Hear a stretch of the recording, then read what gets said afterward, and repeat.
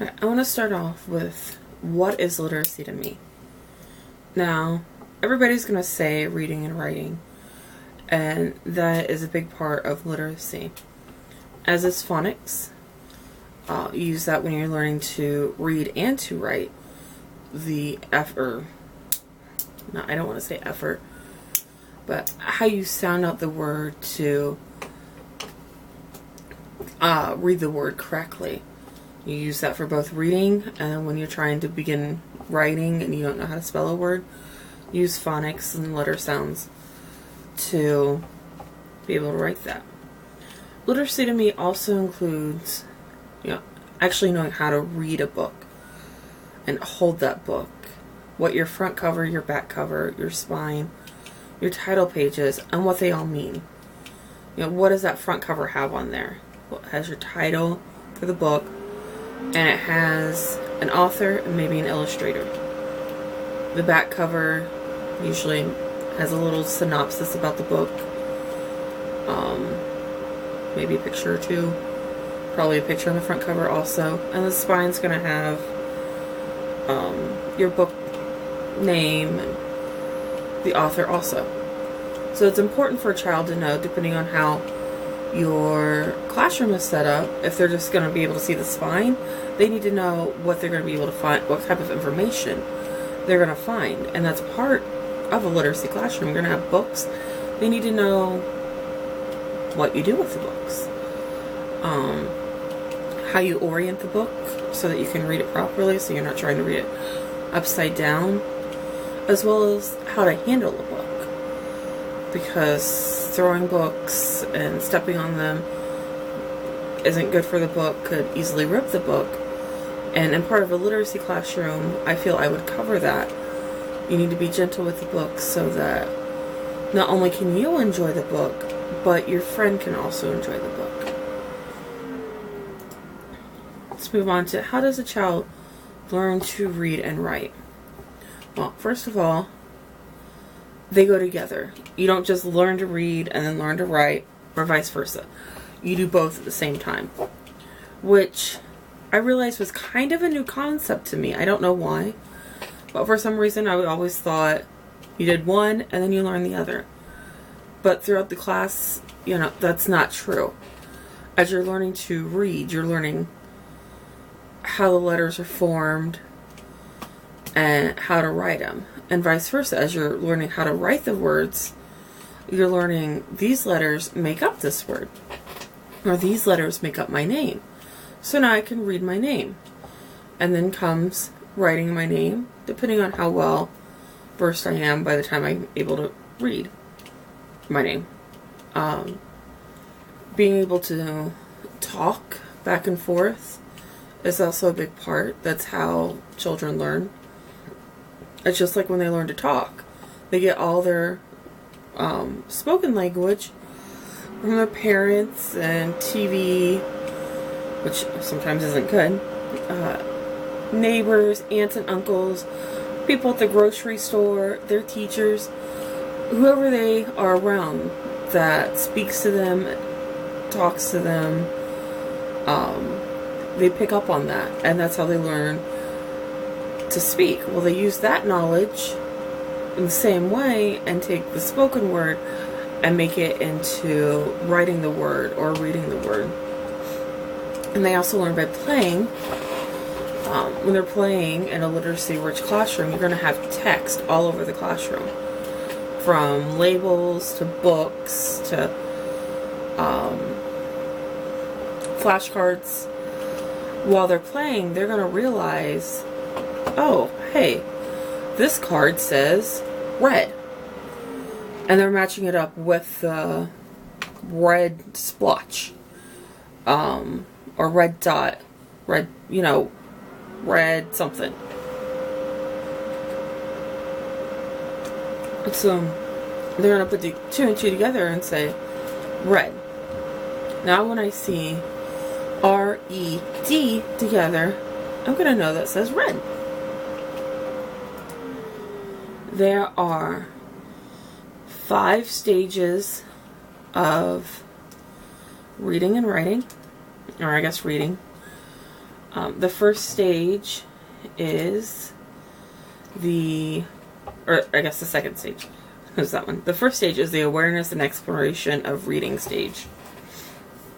That's pre-reading, you're exploring print. The second stage is the emergent reading stage. That by the time that the child leaves that stage and moves on, they are pretending to read. They're retelling their favorite stories. When you look at a book that you previously read with them, they can name the letters of the alphabet. They recognize some signs for what they are. They can write their own name. They can play with books, pencils, paper.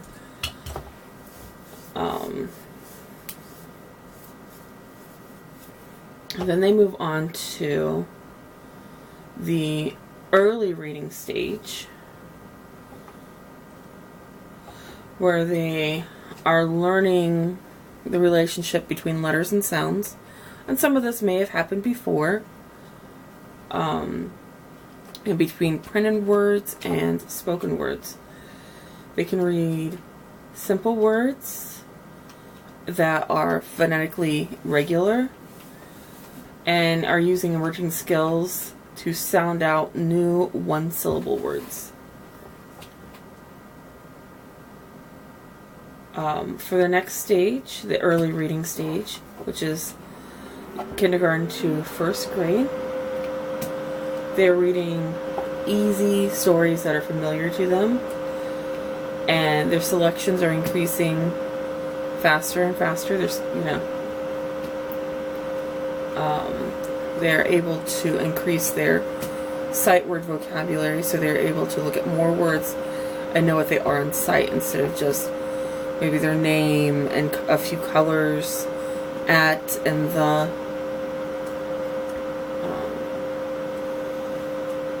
At this stage, you're still reading to them above their own reading level, which helps them, or helps bring their reading level up as well, because they're watching you, reading the book along with you, and noticing new words that they may not have noticed before.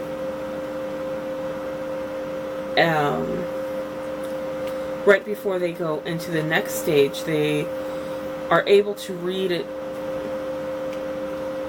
about 3,000 words and understand their meaning. And they understand about 9,000 words at the end of that stage. The next stage is the transitional reading stage.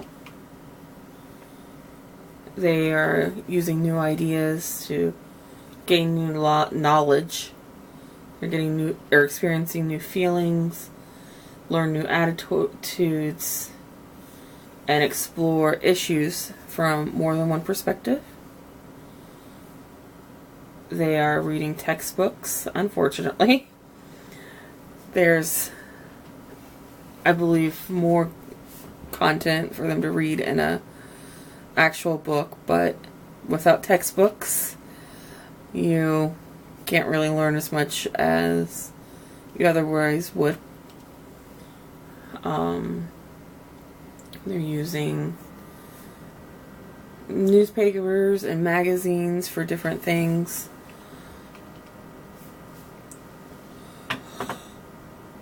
Oh, sorry.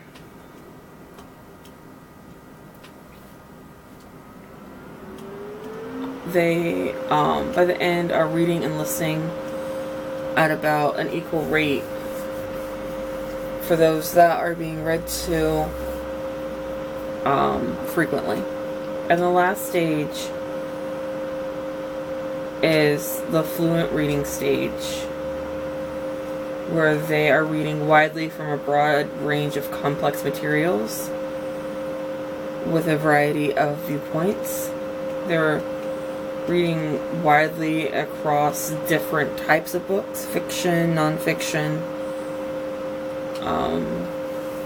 and they're comprehending better than, or their reading comprehension is better than their literacy. literacy, listening comprehension. In my classroom, I'd want to have a balanced literacy program, one that encompasses everything. But at the beginning of the year, I'd want to focus, I think, a little more on phonics, so that I knew that the children were getting that sound letter recognition. There'd be literacy in everything. The math, science, history, all of our subjects would somehow incorporate literacy, not just reading the textbook, but, you know, finding a book that goes along with what we're learning about, or writing a story that goes along with what we are learning about. I would have, in a perfect world, multiple bookshelves, but at least one bookshelf that is filled with books with different levels, and I would have them sectioned out so the child knew I'm reading at this level, a level K, for example. So the level K books that are available to me right now are from here to here. And they'd be able to pick out a book appropriate to their level so that they could read it and understand it without any issues. I'd have small reading groups that met together during reading time. Oh my gosh. That were reading at the same level, and we'd be working on the same book that was at their level, working on comprehension and reading, working on getting them up to a higher reading level by the end of the school year. And everything in the classroom, from books to blocks to other toys in the classroom, markers, pencils, art paper, would all have labels on it that the children would be reading. And for the daily classroom structure, I want to start off with at least an hour of reading in the classroom. Start out with a shared reading group where maybe we were reading a little message that I left for the class. My kindergarten teacher always had a little note for us to read as a class together, and I love that idea. I think it's great to have a message that the children are reading daily, because it helps them become more familiar with more words. From the shared reading, we'd break up into small group reading and individual reading, where I'm working with a small group of children and everybody else is off reading a book of their choice. And then after they read, they'd all fill out reading journals about what had been happening in their book so far, what they thought was going to happen, making predictions for the rest of their book. In the afternoon, I would want to have a writer's workshop for an hour, where we're doing, maybe start out with a shared writing, where the whole class is writing something, and then do either group writing or individual writing, where I'm helping students either in a group or individually improve their writing skills. I definitely think that families need to be involved in the classroom. One thing would to be send home some literacy. I said instructions, but I think suggestions is a better word. That, help parents learn how to help their child by pointing to every word as either they read or their child reads. Reading the title and asking their child to make a prediction about what the book is going to be about. Obviously that only works with new books, because they've repeated the book over and over, the child's going to know what's coming. Taking a picture walk with the children and letting them guess what's going to happen. Things that we're doing in the classroom, but they can also be used inside or outside of the classroom, inside the home. Some assessments would be checking their letter knowledge and their phonics knowledge, seeing if they know what letter sound goes with what letter. If they see an A, do they know that it makes an A sound or an A sound? Do they know that C and K are what I like to call tricky letters, because they both make a k, k, k sound? In early reading, that can be tricky when you're writing k, k, cake. It's not hard for a child to go, oh, that's a k sound. It starts with K. With more familiarity, they'll realize it's not a K, it's a C. Another one would be the reading rate and their accuracy. Are they, reading at a good rate for how their accuracy is? If they're only reading a few words accurate, then maybe they need to slow it down just a little so that they will pay more attention to what they're actually reading and not just trying to get done with the book. Another thing is running records. I think that that's a great way to, kind of see where the child is. Sometimes you may think, oh, the child can read this no problem, and when you do the running record, realize that they're having more problems than you realized. Or you think, oh, they're really struggling with this book. But when you do the assessment, they're, doing okay. They understand the book. They are struggling, but not as bad as you thought they were. Sorry, I'm really thirsty. I think it's really important that teachers know where their resources are. Especially a beginning teacher that's trying to open up a very literacy-rich classroom. There's great resources on the internet, but that can only get you so far if you're not sure how to actually implement, or if you're going about it the right way. I think one of the best resources that a teacher can have is the teacher next door.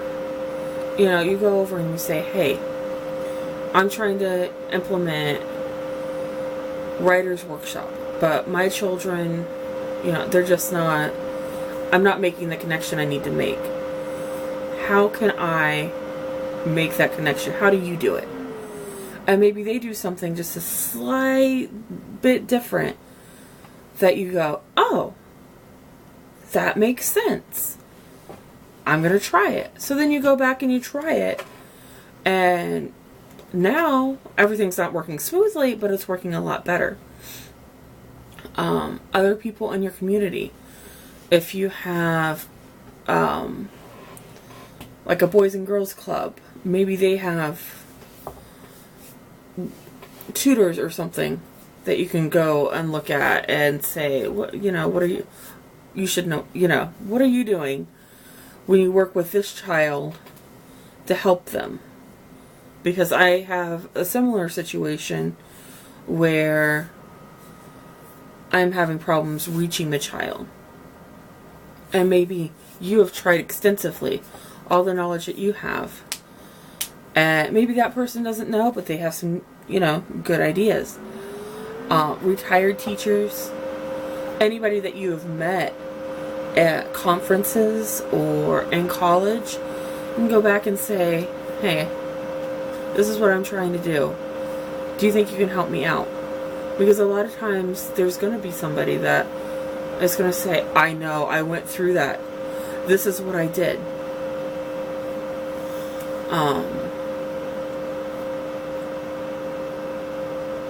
Yeah.